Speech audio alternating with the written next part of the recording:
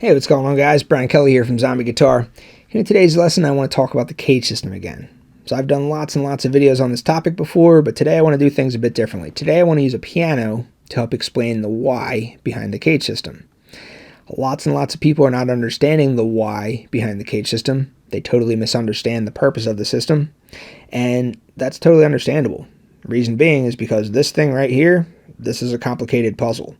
This is a matrix of notes that is 6 by 22. It's not easy to understand. It does not happen overnight. When I first started playing guitar when I was about 11 years old, I looked at this thing and I was like, this is a puzzle. And then I spent the next 30 years of my life obsessively trying to decipher this puzzle. I never once sat down at the piano, though, and thought that. I never sat down at the piano and thought, wow, that's a crazy complicated puzzle. I just sat at a piano and I thought, okay, the notes go down in pitch if I go to the left, and then they go up in pitch if I go to the right. Much more straightforward. Therefore, when you explain concepts on the piano, things become a lot more clear than they do on the guitar. So that's what this video is about. If that sounds interesting to you, stick around and check it out.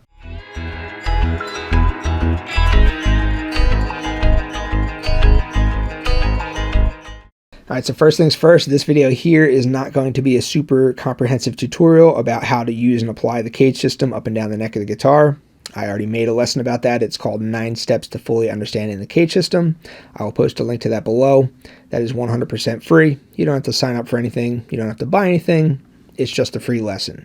That lesson explains the ins and outs of the CAGED system and exactly how to apply it and everything you can do with it. That's what that's about. So this video here is entirely focused on the why behind the CAGED system. That is the thing that people are not understanding, and that's why I'm doing this video.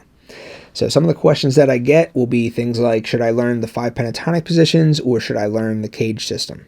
My answer to that question is, well, you should learn both of those.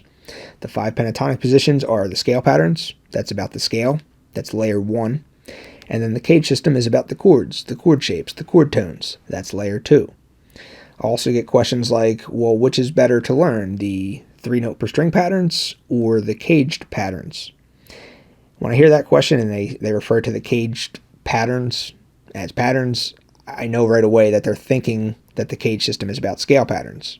And then they're wondering, well, should I learn these CAGED scale patterns or should I learn these 3-note per string patterns?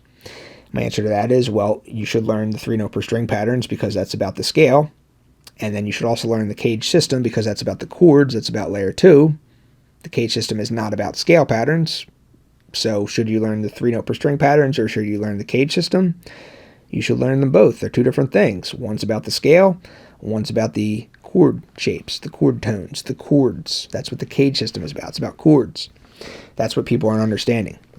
So guitar players, they'll, these things, we think these are chords, you C chord, D chord, G chord, E chord. The chords are down here. When you come up here and you want to start soloing, well, that's where the scales are. But that's not really true. The entire guitar can be used to play scales. The entire guitar can be used to play chords. It's just 12 notes. So you can play scales here, you can play chords here. You can play scales here, you can play chords here. You can play scales here, you can play chords here. There's scales, there's chords. That's not always so obvious on the guitar. Alright, so right here, this is a full 88 key piano. So I don't know if you can see all the keys in the camera view. I don't know if you can get the absolute lowest key down here or the absolute highest key. But the range that equates to the guitar, this E right here, this is the lowest note on the guitar. This would be your open low E string right here. And then the absolute highest note on the guitar, if it's a 22 fret guitar, is going to be on the high E string, 22nd fret, it's going to be the note D. That's right here. If you have a 24 fret guitar, your highest note is going to be an E, which is right here. So right here, this is the range of the guitar. That's it. So it's much simpler when you view it on a piano, but that's all the notes that are on the guitar right here. There to there. So we're going to use the C major scale, the key of C major, for the purpose of this lesson. So I'm going to start right here on this C. Anytime you have 2 black keys, the one that's right before the 2 black keys, that's your note C. That equates to the same C that is on the 8th fret of the low E string on the fretboard. That's also the same C that's on the 3rd fret of the A string on the fretboard. So playing your C major scale, you have this. All right, you have those 7 notes. You get back up to C, it repeats the same C again. You're back at C again. So that's 1 octave of the C major scale. So there's only one way to play the C major scale in that octave on the piano. That's it. You start there, you end there. You go up in pitch, you go down in pitch. On the guitar, there's multiple different ways to play that exact same scale. So now let's play that exact same scale pattern on the guitar, starting right here on the 8th fret of the low E string, and we're going to use this particular pattern right here. That's one way to play it. So I could play the exact same thing, and I could start by putting my pinky here on the 8th fret of the low E string, and I could play it like this. That's another way to play it. I could also start here on the 8th fret of the low E string, and I can just play it entirely on the E string.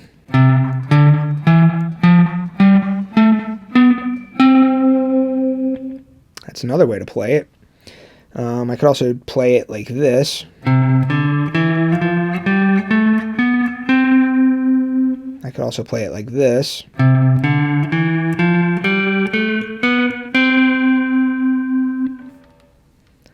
That's just 1 octave of the C major scale.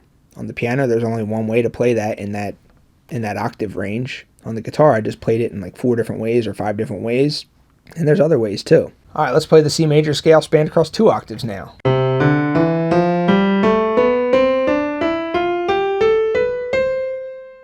There's only one way to play that 2 octave C major scale, starting there and ending there. There's only one way to do it on the piano. You can go up in pitch, you can go down in pitch, but there's only one way to do it. On the guitar, there's multiple ways to do the exact same thing. So again, starting on the 8th fret, I'm going to use this pattern here.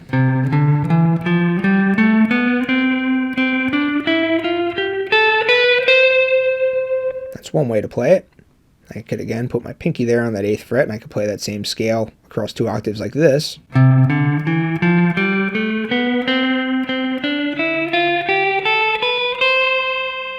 That's another way to play it. I could also start here on the 8th fret, and maybe I just want to go up the E string, and then I want to go across the strings like this, so 2 octaves.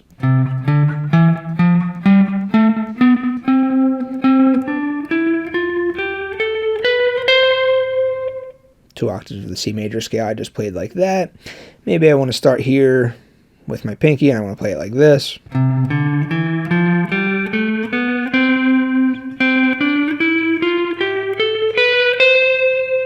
There's another way I could play it. The possibilities are, I'm not going to say infinite, but I haven't done the math of how many possible ways there are to play the C major scale across 2 octaves. But on the piano, there's only one way to do it. You start on the C that you want to start on, you play through the 2 octaves, and you can either go up in pitch or down in pitch. On the guitar, you can start on the same C, or I could start on the 3rd fret of the A string. I could start on that C. And then from there, I can go in these different directions. I can go parallel to the strings, or I can go perpendicular to the strings. It's complicated. It's much more complicated than it is on the piano, but it is what it is. That's just the nature of the guitar. So for every major key, you have a relative minor key which shares the exact same notes. So instead of playing the C major scale, I could instead start on the note A, which is right there, and then I could play through to the next A, and then that would be the A minor scale.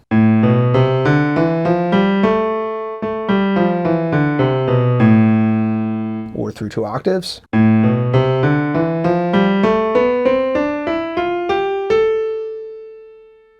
Alright, so the notes of the A minor scale are the same notes as the C major scale. So whether you're in the key of C major or whether you're in the key of A minor, on the piano it's only white notes. Any black notes are out of that particular key. It's a lot more complicated when you look at it on the fretboard though.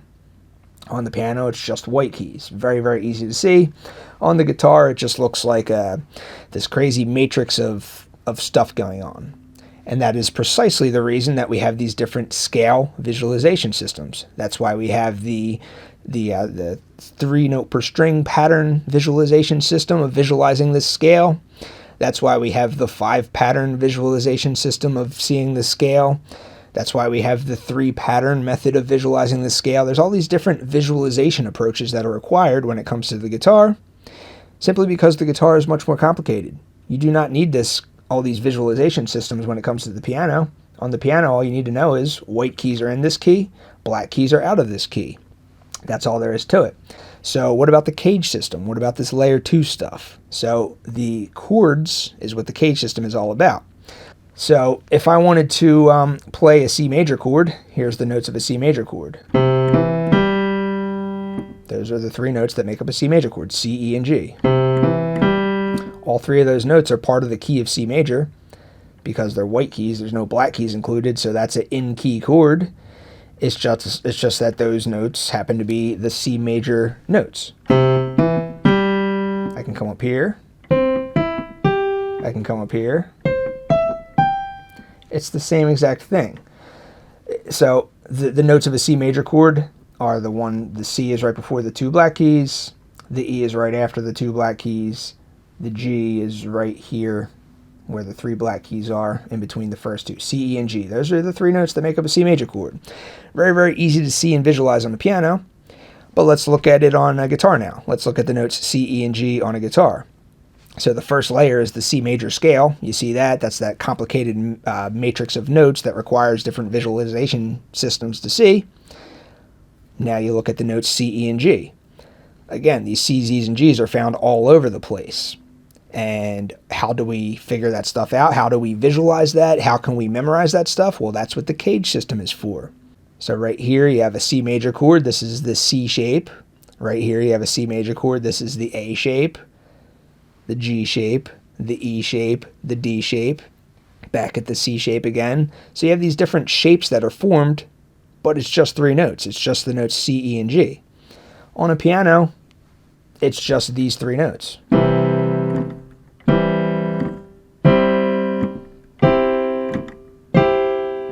As long as I'm only playing those 3 notes, I'm playing the C major chord notes. So sticking within the same key, let's say that I want to play an F major chord. So I'm still in the key of C major.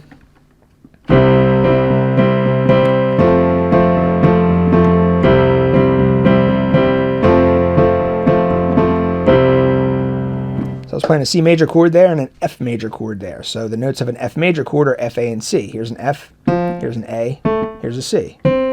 All 3 of those notes are part of this key.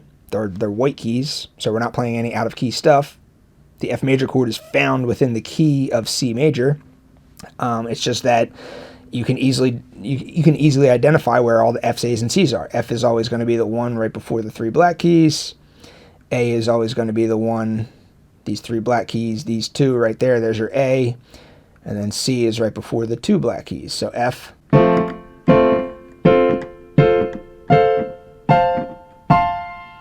Very, very easy to spot these F's, A's, and C's. So looking at your fretboard, it's not as easy as just identifying it in relationship to these black keys as it is on the piano.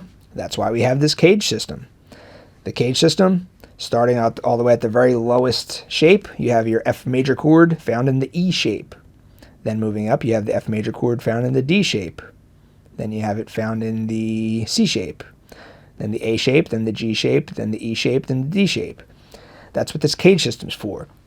Depending on where you're at on the fretboard, depends on which available F major chord shape is underneath your fingertips.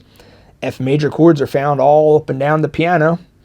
F major chords are found all up and down the fretboard of the guitar. It's just that the guitar requires complex visualization systems such as the CAGED system. The piano does not require these complex visualization systems.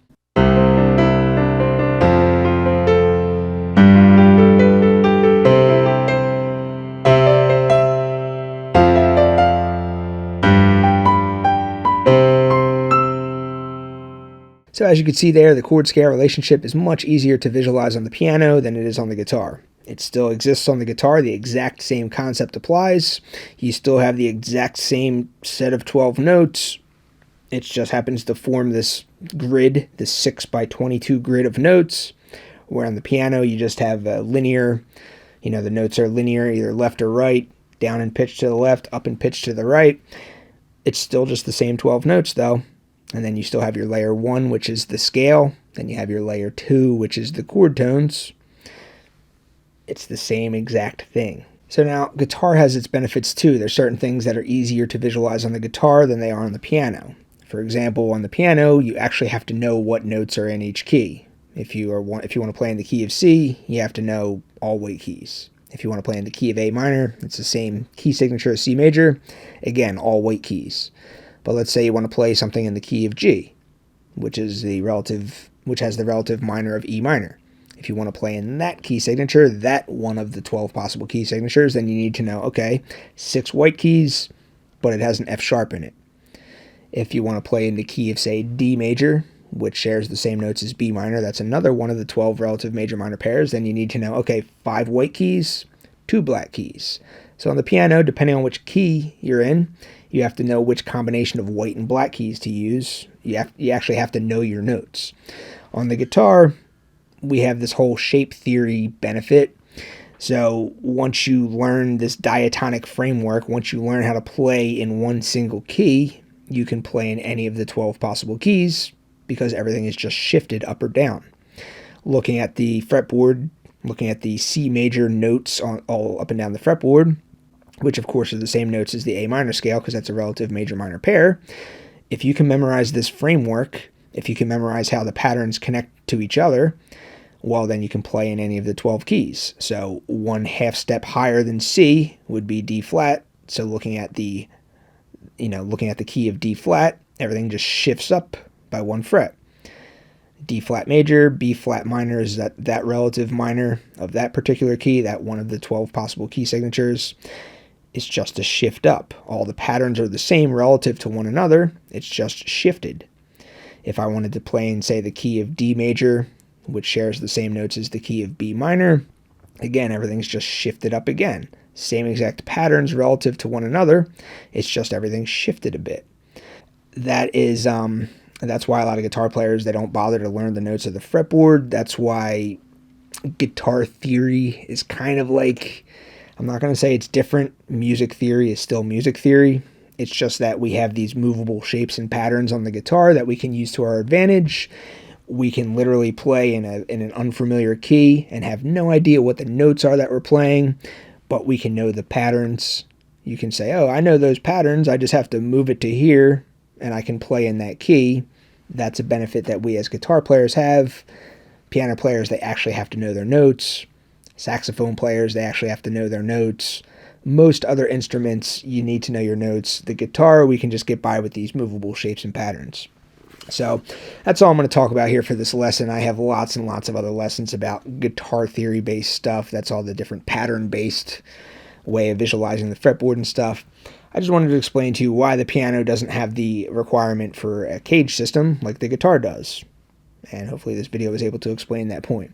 So that's going to do it for this video. Thank you guys for watching. I'll see you next time.